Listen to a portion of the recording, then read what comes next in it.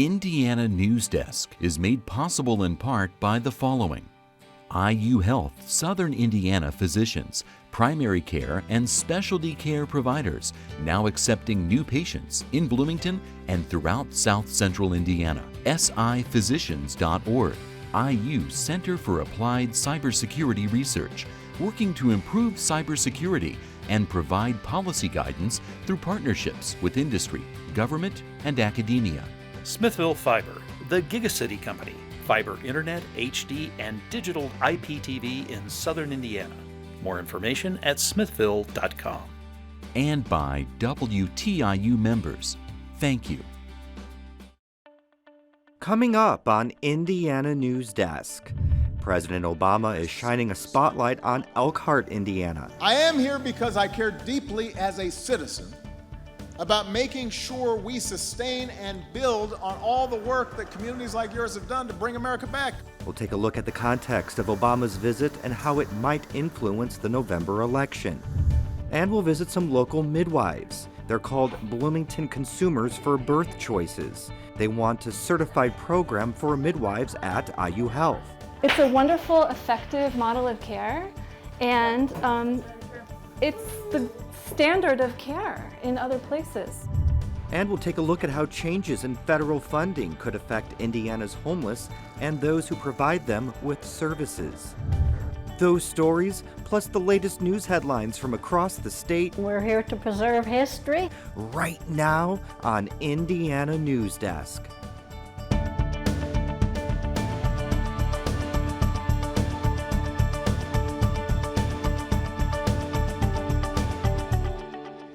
Welcome to Indiana Newsdesk. I'm Joe Wren. President Obama returned to Elkhart seeking to bring a major part of his presidency full circle, trumpeting what he sees as the city and nation's economic resurgence. But as Indiana Public Broadcasting's Brandon Smith reports, Obama's speech was more about looking forward than looking back. Elkhart is the first city Obama visited as president. 7.5 years later, he returned to the northern Indiana city with the air of a triumphant hero. It is good to be back in Elkhart. Obama reminded the crowd of more than 2,000 that he pledged back in 2009 to have their backs as the city struggled through the recession, and the president declared that pledge fulfilled. And the results prove that our focus has paid off. Elkhart proves it. By many measures, Elkhart has recovered. Unemployment in 2009 peaked at nearly 20%. It's down to below 4%. The high school graduation rate when Obama first visited was 75%. It's up to 90% now. Foreclosures are down. The number of people insured is up. So is Obama responsible for that recovery, as he claims? In these situations, political candidates or even incumbents often get more credit than they deserve and more blame than they deserve. Ketzenberger says the Obama administration's stimulus package did help the overall economy. Elkhart's economy is largely dependent on discretionary spending. The RV industry rises and falls with the economy. So as the economy rose, it recovered. When it recovered, it meant more people were working, and more people working meant the local economy got better. Yet despite being so hard hit by the recession, Elkhart's recovery didn't include diversifying its economy. Census Bureau estimates about 65% of jobs in Elkhart County are related to the RV industry, supply, or direct tier 1. Still, President Obama made his case to the Elkhart crowd that his policies are behind their recovery. And then he shifted his gaze to November's election, even though, as he acknowledges, he's not a candidate. So I'm not here looking for votes. I am here because I care deeply as a citizen about making sure we sustain and build on all the work that communities like yours have done to bring America back over these last 7.5 years. And Obama, in his pitch to voters, isn't shying away from taking plenty of shots at Republicans. And the evidence of the last 30 years, not to mention common sense, should tell you that their answers to our challenges are no answers at all. Yet the chances of Obama's pitch succeeding, in Indiana at least, don't seem high. I'd be very surprised if either of the Democrats who are possible candidates for the presidency are able to carry Indiana. I say that, though, we're almost 6 months out, and a lot can happen between now and then. Still, the president's Elkhart speech revealed a new strategy. And I came here precisely because this county votes Republican. That's one of the reasons I came here. Because if the economy is really what's driving this election, then it's going to be voters like you that have to decide between two very different visions of what's going to help strengthen our middle class. And that strategy of reaching out to Republican voters he hopes feel uncomfortable with Donald Trump as their party's candidate includes plenty of attacks on Trump's proposals. That will not bring jobs back. That is not fighting for the American middle class. That will not help us win. That is not going to make your lives better. That will help people like him. The Indiana Republican Party had its own message for Obama, saying his policies have raised family health care costs and saddled business owners with what it calls crushing regulations. For Indiana Newsdesk, I'm Brandon Smith. Obama in 2008 became the first Democrat to win Indiana since the 1960s, but lost the Hoosier state by double digits in his 2012 re-election bid. Now for headlines, we go over to Barbara Brozier, who has the latest on this week's top stories. Thanks, Joe. A trial for the man accused of killing 22-year-old Indiana University student likely will be held in Brown County, despite his lawyer's concerns about a biased jury. A judge questioned more than 24 Brown County residents this week and determined a fair and impartial jury can be selected in Brown County for Daniel Messel's trial in the beating death of Hannah Wilson. Messel's trial is set to begin August 1st. Medicaid-eligible Indiana teenagers enroll at a rate of 5% less than eligible younger kids. That's according to data from the Urban Institute and the Robert Wood Johnson Foundation. Of 13 to 18-year-olds in Indiana who can receive Medicaid coverage, 83% are actually enrolled. That's compared with 89 and 88% of kids 0 to 5 and 6 to 12, respectively. That 5% gap is standard across the U.S., although the national participation rates are higher on average. Governor Mike Pence has reversed course and is asking for federal money to help pay for a pre-kindergarten program that helps disadvantaged children. Pence says the success of a 5-county pilot program led him to inquire about federal grants. Pence surprised many in 2014 when he decided not to seek $80 million in federal pre-K funding. U.S. Congressman Todd Rokita is continuing to argue the government should cut back on free school lunch programs. He addressed the issue at the State Board of Education meeting this week. Rokita proposed federal legislation last month that would only allow schools to offer free meals school-wide if 6 out of 10 students participate in government assistant programs. Rokita says funds saved from reducing the number of federal school-wide lunch programs could be used for breakfast or summer meal programs instead. Scientists say there's proof that one type of invasive Asian carp is spawning in a Great Lakes tributary. New research points to the discovery of grass carp eggs in the Sandusky River, which flows into Lake Erie. Grass carp are not as big as an environmental threat as Asian bighead and silver carp, which could reach Lake Michigan through Chicago area waterways. Pesticides are linked to widespread loss of honeybee colonies. Nationwide, 44% of honeybee colonies were lost last year. A new study from Purdue University found that honeybees are exposed to far more pesticides than previously thought. According to the study, the majority of pollen bees collect is from plants other than crops, plants like those you would put in your backyard. It also means that bees are exposed to the pesticides applied to those residential plants. The Henryville Correctional Facility in southern Indiana is closing to save money. The agency says the 140 inmates at the prison will be moved to prisons in Branchville or Edinburgh, and its staff will be offered vacant positions at other prisons. A DOC news release Wednesday doesn't say how much money will be saved by the closing. The vaping industry says new rules will put them out of business. The e-liquid manufacturing regulations are scheduled to go into effect on July 1st. The trade group Hoosier Vapors filed a lawsuit last year challenging the regulations, which dictate how liquids for e-cigarettes can be manufactured in Indiana. A Marion County judge rejected a request to halt Indiana's new e-liquid regulations this week.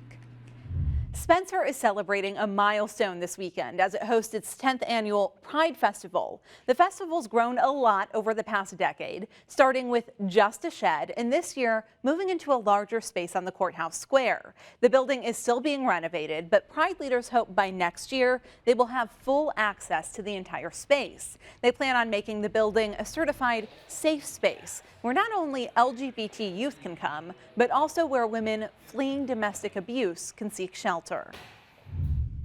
It's something that's completely different for the community in this physical location that we have, but something just in rural America that's completely different. And it makes Spencer, Indiana, yet again, something that's different, that is refreshing. And so we're trying to drive away the misconceptions of ignorance in rural areas. The Spencer Pride Festival starts Saturday morning at 10. Nearly all of Indiana's quarries are off limits to visitors, so listen up because this is a rare opportunity. You can take guided tours of 3 nearby quarries this month, including this one here that's still preserved as it was during the peak of limestone production. The tours are part of Indiana Limestone Month. You do have to buy tickets and, of course, be able to walk through some areas with uneven terrain. Here are some details. You can check out the Old State House Quarry at McCormick's Creek State Park on June 4th, the first quarry in Bloomington on June 17th, and the Maple Hill Quarry in Monroe County on June 25th. You can find more details on our website, WTIUnews.org, and a lot of folks want to be able to do this and do it legally, Joe. Yeah, it's part of the heritage of the area. Thanks, Barbara. Coming up next on Indiana Newsdesk. Homeless shelters are experiencing federal funding cuts driven by a shift away from transitional housing. We'll explain how that's impacting local agencies. And these women feel there is something missing from their local hospital. We'll speak with the group of midwives who are hoping to bring their services to expecting mothers. These stories and more right here on Indiana Newsdesk. We are a nation of explorers. We seek new ways of living, of thinking, and of expressing ourselves. We take risks, we learn from experience, and we keep moving forward. That's why we encourage and celebrate the explorer in all of us.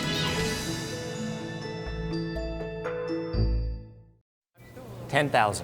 15? 15, you think? 20, 21,000? 600. 20. 18.5. 24. It's at least 40. Look at it. 4,500,000. 650. 20. 650. This textile would be worth about $500,000. $500,000? No way. I knew it. It's just a blanket. Laying on the back of a chair. Well, sir, you have a national treasure. Wow. A national treasure. Congratulations. I can't believe this.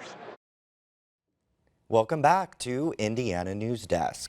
The U.S. Department of Housing and Development says research shows permanent supportive housing is the most intensive solution to combat homelessness. The agency has restructured the way it funds programs to favor permanent housing programs. That means groups that offer transitional housing are facing significant cuts. J.D. Gray reports. The Shalom Community Center in Bloomington, Indiana offers many services to those in need, including housing and meals. Shalom Community Center Executive Director Forrest Gilmore says that he's seen the effectiveness of permanent housing firsthand. Oh, it's magnificent in terms of its impact. I mean, we have a permanent supportive housing program for chronically homeless individuals, and we've seen remarkable results. Gilmore can recall countless stories of how permanent housing has helped clients at the Shalom Community Center.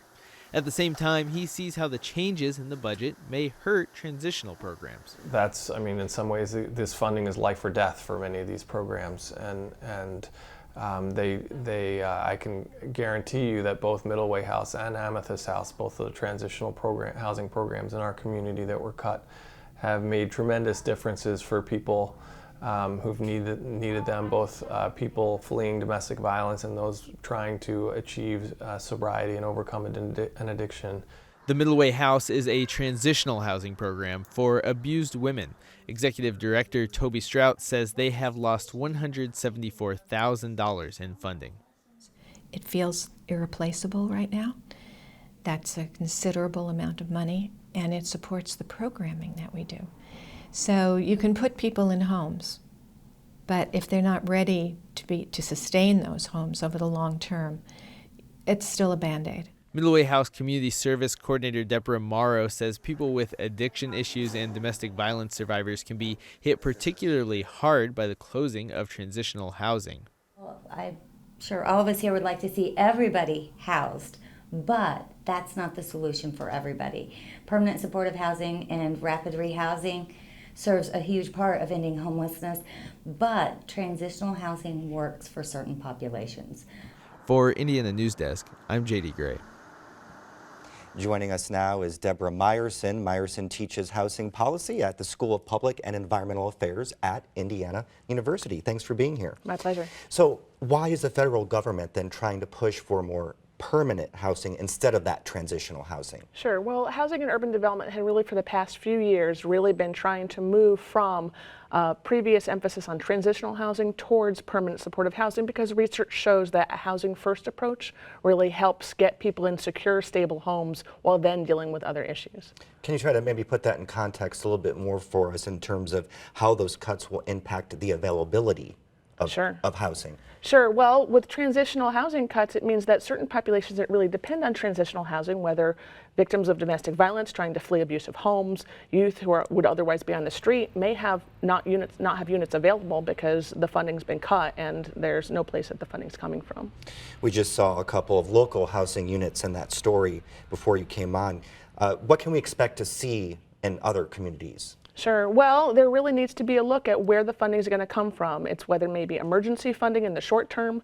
Some mission statements may need to be altered so that organizations can reapply for funding and maybe get it this time. But it's a real question of where transitional housing funding is going to come from now. And what are some of the challenges of that housing first model that focuses more on that permanent housing? Sure. Well, Housing First has a lot going for it. It really provides people with stable housing that they need. However, the challenges are that the certain populations that don't benefit from that immediate transfer to housing, whether it's victims of domestic violence or youth on the street that need the transitional housing, they may not have that available. Now what happens if that transitional housing disappears? Then what happens? Well, more likely that women who are trying to flee abusers may stay in abusive situations. Youth that may need more stable transitions to independence don't have that and be on the street instead. All right. Thank you very much for being here. Appreciate it. Thank you for having me.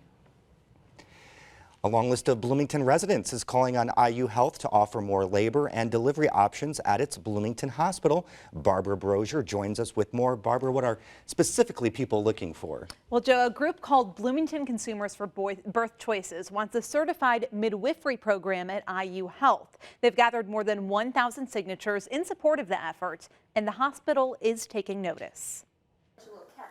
The women sitting around this table all have something in common.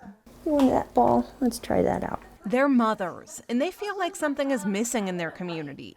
Really, more than anything for me, it was about connecting to generations of women who have given birth in a non-medicated sort of way in which they're supported by other women, and that it's a celebration and not a medical problem. I actually have a good friend that gave birth about 3 weeks ago, 2.5 weeks ago. She went to Indianapolis to have the midwife practice there deliver her baby because it was so important to her to have a midwife. These women are part of a new group called Bloomington Consumers for Birth Choices. It's a movement that started on Facebook when Julia Valiant learned there's no longer a practicing midwife at IU Health Bloomington.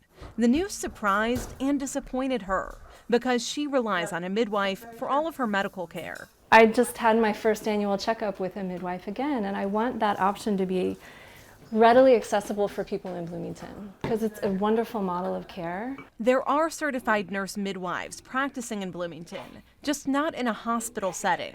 They offer their services for home births. Mary Helen Ayers is one of them. She says there's a high demand for midwifery care. Midwifery, especially midwifery in settings where the time that women want and need can be taken.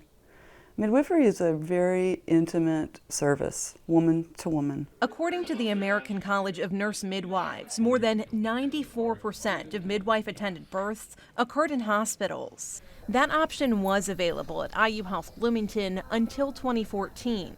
The vice president of marketing for the hospital says while IU Health didn't employ a midwife directly, a doctor on staff did. The families petitioning for change at the hospital said they want more than that. Specifically, we'd like the hospital to have a group of midwives so that they can support one another, back one another up, and share the responsibilities of being on call for their clients, and have a meaningful, reasonable quality of life for one another. Former IU Health CFO Daniel Evans Jr. recently wrote a letter responding to the petition, saying IU Health Bloomington would eventually like to create such a program. But there are some obstacles. In his letter, Evans says the hospital is grappling with the shortage of obstetricians because of retirements. It's trying to address the issue through recruitment. Until that happens, Bloomington women wanting midwifery care in a hospital setting will have to look elsewhere. All of us, where we work, have our specialties. Obstetricians specialize in a certain kind of childbirth. Certified nurse midwives in hospitals or in the home specialize in a certain kind of childbirth. Home birth midwives as a group, whether they're nurse midwives or CPMs like me, specialize in a certain kind of care. And so we want women to have all those options. That's the best system. IU Health Bloomington says it will be in contact with Bloomington Consumers for Birth Choices as it works toward making a certified nursing midwifery program possible. Midwives currently work at least 2 other IU Health locations. All right, thank you very much, Barbara. We took a personalized tour of the historic Cyberling Mansion in Kokomo. It's in serious need of repairs. City leaders want to preserve it, but they say there's no way they can do that without help. Stepping into the mansion, you have to stop and gaze, not just at the deep crimson walls, arched woodwork, and the stunning Victorian staircase, but how life was like 126 years ago. Well, you're at the Cyberling. We're here to preserve history, and we're very proud of this old house. Goldie Snavely is a volunteer hostess at Cyberling. And each one of these rooms have different woodwork. Like this was black walnut, the other was red oak. The mansion was built in 1890 for Ohio industrialist Monroe Cyberling and his family. They came to the area after the discovery of natural gas. Cyberling started the Kokomo Straw Board Company and then expanded his business quickly throughout the state. His mansion is a mixture of neo-Jacobean and Romanesque revival styles. Interior woodwork is made of native trees with ornate design and adorns the ceiling and trim work. The mansion includes 8 rooms on the first floor, 7 on the second, and a grand ballroom on the 3rd floor. Be my guest up to the ballroom. Howard County Historical Society Director Dave Broman says the building is more than a work of art. It represents the mark of economic change. In a sense, it's symbolic of what the community is now and the kind of industrialization that came in with the gas boom and made Kokomo into the community it is. The house was originally heated and illuminated by natural gas. This chandelier here was used just as the gas and it was going out, the electricity was coming in. The mansion eventually became home to Indiana University at Kokomo for 20 years before it was taken over and restored by the Howard County Historical Society. At one point, I lived about 6 houses down when my kids were very young, so they would play in the yard there a little bit. They thought it was, if you look at the size of the mansion and all the details of the mansion, they always liked playing around it. But after some patches, the original slate roof can no longer be fixed. Water leaks are damaging some of the rooms. So Broman and other leaders started a community campaign, talking to donors, sending out grant applications, and solidifying support from the county to raise $1 million needed to replace the roof. It is reminding people of our history. I can't think of a better way for our tax dollars to be spent than preserving what makes us unique and something that will tell our story to future generations. So I would defend that to the end. The Save Our Cyberling, the Next 100 Years campaign kicked off last week. Broman says the Community Foundation of Howard County announced a $50,000 matching grant to get the campaign going. The goal is to wrap up the fundraising effort by the end of the year. Construction could begin in early 2017. Indiana State Parks turned 100 this year. When they opened in 1916, the cost of admission was just 10 cents. The cost of admission is now between $7 and $12, but this weekend, all state park locations are opening their gates to visitors at the original price, 10 cents. It's one of many ways in which the parks are celebrating the centennial anniversary. And take a look at this. A baby bison was born in Wabauchee State Park near Fort Wayne. Park rangers welcome the new bison to their herd. The little mammal will grow up quickly. Adult bison often weigh nearly 1,500 pounds. And that's the end of this program, but our work continues online as we cover the news throughout the week at WTIUnews.org. Have a great weekend.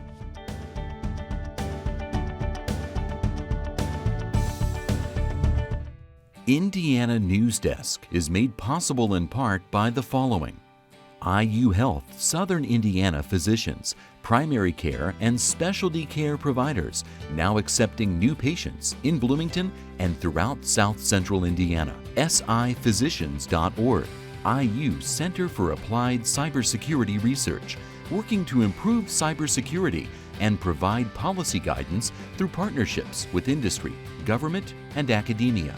Smithville Fiber, the Gigacity Company, fiber internet, HD, and digital IPTV in Southern Indiana. More information at smithville.com. And by WTIU members. Thank you.